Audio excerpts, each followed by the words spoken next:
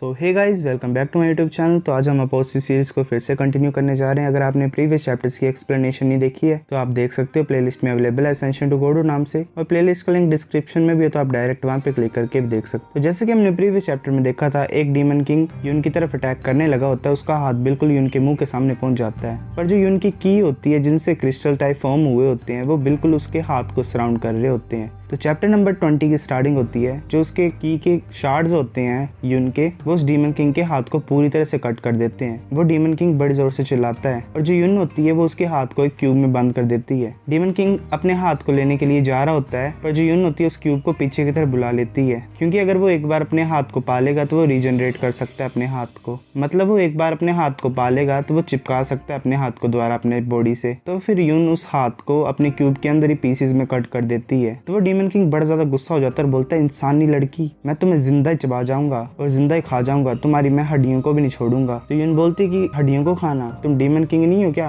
तुम एक कुत्ते हो। तो फिर डीमन किंग को बड़ा ज्यादा गुस्सा चढ़ जाता है और वो अपने ओरा को रिलीज कर रहा होता है ब्लैक कलर के, और अपने हाथ को रीजनरेट कर लेता है पूरी तरह से, और हंसते हुए बोलता है कि तुम मेरे हाथों को काटना चाहते हो, तुम्हारी ट्राई अच्छी थी पर तुम मुझे रोक नहीं सकते इस छोटी सी चीज की वजह से। और वो बोलता है कि चलो साथियों, सब मिलके अटैक करते हैं इसके ऊपर और इन इंसानों को टुकड़ों में कर देते हैं। तो जिंग बोलता है कि चलो प्रिपेयर करते हैं फाइट के लिए। फिर वो अपने हथियार को बाहर निकाल लेता है, जो कि एक हैमर की तरह होता है बड़ा सा, जिससे गोल्डन ओरा रिलीज हो रहा होता है। और जैसे वो अपने हैमर को ऊपर की तरफ उठाता है तो उसकी की से एक बड़ा सा इंसान फॉर्म हो जाता है, जिसके दोनों हाथों में हैमर्स होते हैं। और वैसे बाकी के जो होते हैं मेंबर्स होते हैं कोर्ट के, वो भी ऐसा ही करते हैं। तो एक कोर्ट के मेंबर की जो होती है वो एक डीमन जैसा फॉर्म कर लेती है, तो एक जो सोर्ड सेंट की होती है वो एक बड़ी सी तलवार फॉर्म कर लेती है, और एक और होता है कोर्ट का मेंबर जिसकी की से ड्रैगन फॉर्म हो जाता है। तो उनमें से एक डीमन होता है, वो बड़ी फास्ट तरीके से उन सभी कोर्ट के मेंबर से भाग के आगे की तरफ आ रहा होता है। और हमें दूसरे सीन में दिखाया जाता है कि जो वो होता है डीमन किंग, वो यून के ऊपर अटैक करता जा रहा होता है, पर यून से डोज कर रही होती है और अपने की से शील्ड्स तैयार कर रही होती है बचने के लिए। तो वो पहले वाला फास्ट डीमन जो कि कोर्ट के मेंबर से बच के आ रहा होता है, वो एक डिसिपल को मार देता है। तो लूजंग सोच रहा होता है कि अगर ये एन्चेंटमेंट है जो कि क्यूब है जो मेरे को सराउंड कर रही है वो टूट गई तो मैं मर जाऊंगा। फिर जो जिंग का होता है की का सोल्जर, वो उसे डीमन किंग को बड़ी जोर से हैमर से मारता है। वो डीमन किंग चिल्लाता है और उसके मुंह से खून निकल आता है। लूजेंग इसको देख रहा होता है, बोल रहा होता है कि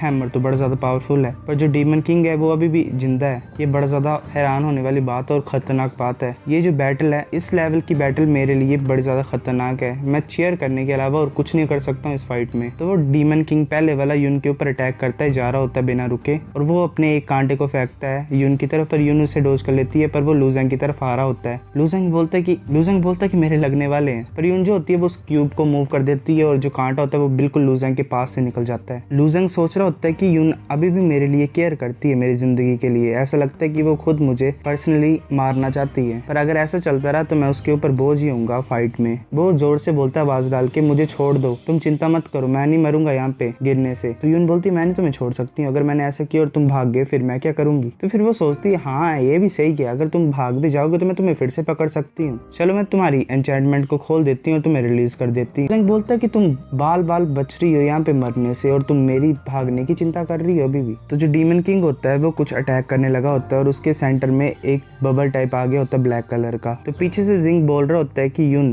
ध्यान से, ये डीमन किंग कर रहा है, ये ब्लैक आयरन डीमन किंग्स की स्काई डीमन सेंट फायर है और ये बड़ी ज्यादा खतरनाक है। तो उस डीमन किंग के अराउंड जो होते हैं वो टेल्समैन फॉर्म हो जाते हैं, वो जो कि उसको कवर कर रहे होते हैं। फिर हमें पता लगता है स्काई फायर डीमन सेंट जो है, तो फिर हमें पता लगता है स्काई फायर डीमन सेंट की जो फायर है वो जो ब्लैक आयरन डीमन किंग की सिग्नेचर स्किल है, और अगर इस स्किल की रेंज में अगर वो डीमन किंग होगा तो उसकी जो स्ट्रेंथ और स्पीड होगी वो बड़ी ज्यादा इंक्रीज हो जाएगी। तो यून जो होती है वो लूजेंग की एन्चेंटमेंट को खोल देती है, पर जो ब्लैक आयरन डीमन किंग होता है वो एक स्मोक टाइप छोड़ देता है जो कि उसकी स्किल होती है, और इस एरिया में ये बड़ा ज्यादा स्ट्रॉन्ग होता है और उसके पास बड़ी ज्यादा स्ट्रेंथ होती है। तो यून भी देख रही होती है स्मोक की तरफ, और लूजेंग भी बोल रहा होता है कि ये क्या चीज है जो कि मेरे को कवर कर रही है, ये जो फोग है ये तो मेरी बॉडी को धीरे धीरे से डैमेज कर रही है और डिस्ट्रॉय कर रही है। लूजेंग नीचे गिरते वक्त चिल्ला रहा होता है। फिर लूजेंग उस स्मोक से निकलने की कोशिश कर रहा होता है और सोच रहा होता है कि अगर मैं इस डैमेज को नहीं रोक सकता हूँ अपनी बॉडी के ऊपर तो मुझे इस ब्लैक फोग से निकलना पड़ेगा बाहर। तो फिर लूजेंग उस स्मोक में से बाहर निकलने की कोशिश करता है और एक ग्लास जैसे से टकराता है जो कि सिटी के ऊपर बन गया होता है। लूजेंग बोलता है कि ये क्या चीज है। अब